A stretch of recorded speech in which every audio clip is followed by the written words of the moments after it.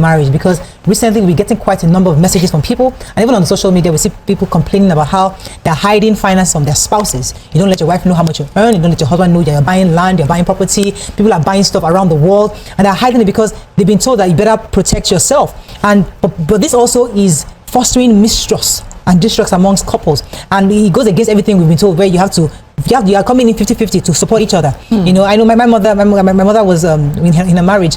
She built her house that my dad had no clue about. Eventually he found that, and he was wondering, where did you get the money to buy this house? But when things went down, it was at my mother's house that he ended up staying on, but she was keeping it as her own personal secret for a while. So should women keep secrets? Should men keep secrets? I mean, because just to protect their sanity when it comes to finances. Okay, so number one, there is the ideal, and then there's the real. So the first thing we need to ask ourselves is, what kind of marriage do you have? As professionals, we have been able to identify 3 kinds of marriages that presently exist in our world. Number one, we have traditional marriages, which is what our parents went through. Cultural, traditional marriage. The man is the king, the woman does not have a space, your space is in the kitchen, you can't talk, daddy's coming, everybody's running around, daddy cannot say I love you to mommy, daddy cannot hug children. That traditional, cultural relationship that has its own pros and cons. Then number 2, we have contemporary marriages, where, excuse me, you went to school, I went to school, you can't talk to me like that, women liberation, excuse me, I have my right, I have my this, I have my that, your money, and then we have that contempt, and then we have seen the problem it has caused. And then we have kingdom marriages.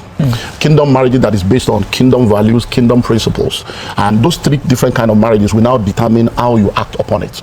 So when it now comes to finances, the ideal that should be is, number 1, joint knowledge, joint planning, and joint decision making.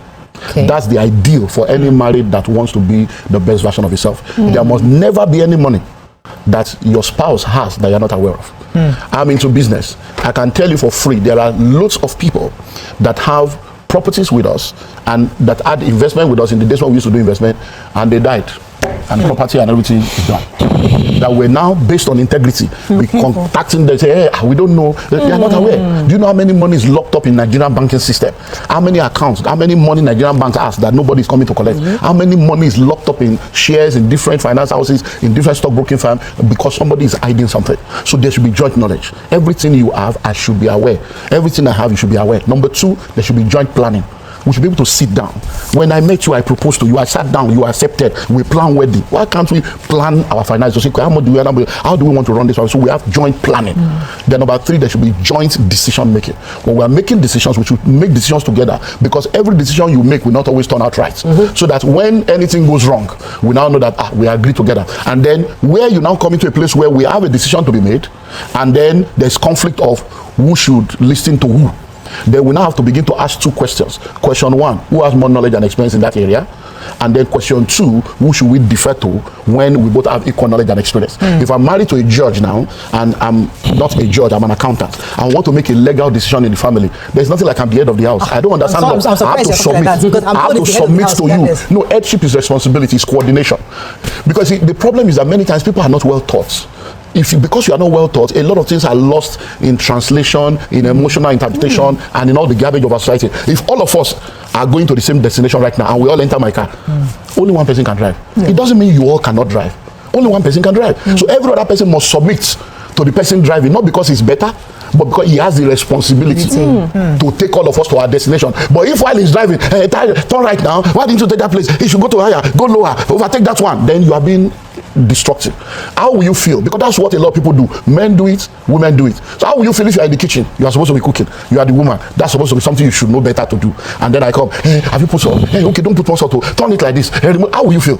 That's what many women do. Like it. That's what men do. Hey, turn left, turn left. No, I mean, I'm the one driving. Let me drive. When you are driving, you drive. So many times we get all these things lost because we have a lot of baggages and a lot of voices that are controlling what we do. And many times people end up doing what people want them to do that is even contrary to what they would love to do. And they end up regretting it at the end of the day. Because by the time they push you out of your marriage, you'll be alone in the night holding to pillow, and they are in their own husband's house. Holding to pillow.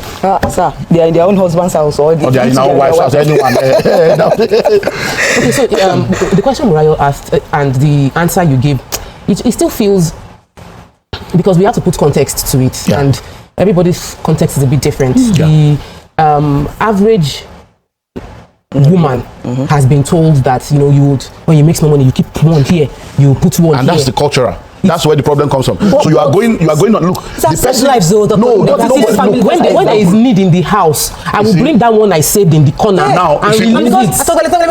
There's some irresponsible spouses. That is what you are saying. So now, you see, two wrongs does not make it right. You don't change a principle because of the possibility of it going to be wrong.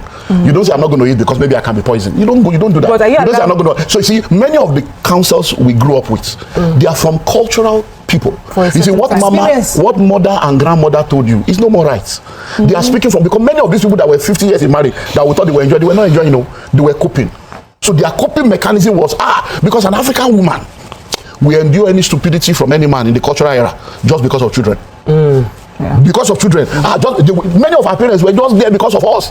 The men were not good and they were waiting. So now what has now happened is they have come up with a lot of coping mechanism that has now become the wisdom of their era. That is a crisis of our own era. So what we see now is we have a lot of young men that grew up in that cultural context and say, this thing that dad is doing is not okay, I will never do this. So they grew up wanting to be the best man. Then you have a lot of young women that grew up in that era. No man will do this to me. We are now the contemporary people. So you, the man, you want to be responsible, you want to do school, you want to do homework, you want to reveal everything to the woman. The woman is coming with, no man can do this to me. So you now have a lot of men now suffering in their marriages. The good men are the ones suffering. Because the women now come with this defensive, so you have a lot of, I've been a pastor for 36 years. I'm telling you, when you sit down, you're like, where did we get to this bus stop? We are fighting battles that don't exist. The battles are out there, but it's not in your marriage. Did you see it in this man? Did you see it in this woman? Why are you judging this one? Don't allow your next to suffer for the sins of your ex. So for those, so while you're in marriage, let's say it's a kingdom marriage and you have agreed on the principles and values, and then some things change. Is a spouse now allowed to take a different strategy because things have changed? So number one, problem one, ineffective courtship. I've written lots of books on relationship. The number one problem of relationship is ineffective courtship. Boy meets girl, girl meets boy, boy love girl, girl loves boy, they fix date and they're talking relationship. They don't sit down. A lot of people, I did a research when I wrote my book, New Rules of Life. I did a research to find out if you are to marry again, will you marry the same person? Over 80% of people said they will not. Why? Because they've gotten in there to realize that reality.com. If you think love is blind, marriage will open your eyes. Second question, when you got married, can you say that you were prepared for marriage, that you understood marriage? Over 80% of them said no. That is where the problem was coming from. Because many people... But can you be fully prepared? No, you cannot be fully prepared, but you can be adequately prepared to know what to do and what to look out for. A lot of people just go in there blindly. You cannot prepare your weapons of war on the battlefield. It's not going to work. You have to prepare. So, and then the courtship is not there. People don't cut effectively. They go to cinema, they take ice cream, they watch movie. So what's your idea? Effective courtship is going for training. Now listen, lawyers go to school, doctors go to school, they are trained. You want to marry, nobody's training you. Do you know that if you marry on Saturday, by Sunday they're telling you you're a wife now? Yes. Within 24 hours, who taught me a wife? You're a husband now. Right. Who taught me? There's no school of marriage. Marriage is the only institution where you collect your certificate on the day of resumption. You are resuming, they are signing your death warrant, you are signing yourself away. And then you are collecting. So when you collect the certificate for a class you have not attended, exam you have not written, what is that telling you? Telling you that we give you certificate by faith, now go and face your reality. That is then let's understand this. Anytime you are getting married, please know this. You are getting married to the past, the present, and the future of so you are getting married to. And I've said this thing over and over again. There is nobody on earth that can marry only one person. It's never going to happen. Why? Because in that one person you are married, there are 7 people inside. So when I'm meeting this young girl, as a man now, you can't marry one woman. You're going to marry 7 women minimum in your lifetime. And that 7 women is that one woman. You are meeting a young girl, and once you meet her, you fall in love with that young girl. But guess what? That is a lady that is engaged to you, you are cutting. The very minute you marry, that woman is cheated. That one you met is gone forever. The woman that marries you, once she now marries, you will be shocked that the house you built before you met her, she will come and start changing color. Changing my house. You're like, okay, it's true. She's now the owner of you. You have to submit, even though you built the house before you met her, because she's now a wife. Her destiny is connected to your destiny. You can't just make a decision because you say you built it. No, it's no more your house. Guess what? The day she gets pregnant, your wife is gone forever. She's now a mother. You are now married to a pregnant man and a mother, and then you'll be sharing things and all those stuff. And people don't know how to handle that. That's why the first time that infidelity enters marriage is when women are pregnant. The very minute women are pregnant, men don't know how to handle a pregnant woman because they have not been taught. Those are all the things. She's like, she's this, she's that, and then they begin to look for something else. That's when infidelity starts. Over 70% of infidelities in Christian and non-Christian homes starts when the women are pregnant. Because she's pregnant, she's trying to understand herself. She doesn't even understand the hormonal balance, and you are still trying to say you want to come and the one you have done is causing trouble for her. You want to do more. You are not understanding, but you have needs. And then when those changes come, we sit down again, we discuss. Unfortunately, communication is the lifeblood of any relationship. This is where there's no communication, It's not good to start Dr. No, you cannot consider our guest is come. We have another guest. It's a lie.